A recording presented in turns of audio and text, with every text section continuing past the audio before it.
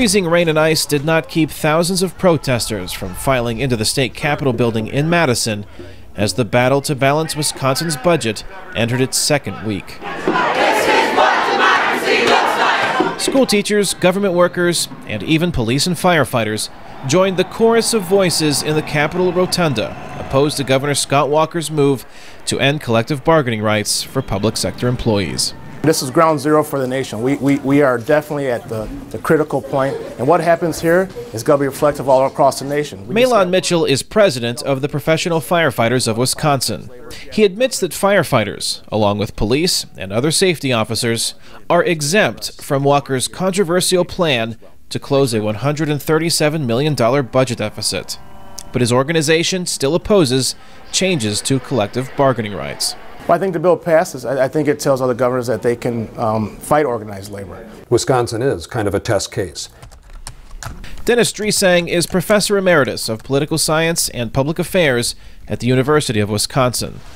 He says the final outcome of the budget fight in Wisconsin could have a ripple effect throughout the United States, especially in states facing dramatic budget deficits. This is going to have the biggest implications for those states where Republicans control the governor's office and both houses of the state legislature. So we're talking especially about Ohio, for example, which seems poised to do this, Indiana, and a number of other states. New Jersey Governor Republican Chris Christie says he supports Walker. Christie is on the verge of a showdown with unions as he unveils his state budget. Dresang says Christie and other governors may find the resolve to limit the power of unions in their states based on what happens in Wisconsin. And if Wisconsin succeeds, I think that will embolden other states to do the same kind of thing. If it falters in Wisconsin, I think that other states may either proceed a little bit more slowly on this, that not be so drastic in terms of the kinds of rights that they're talking about taking away.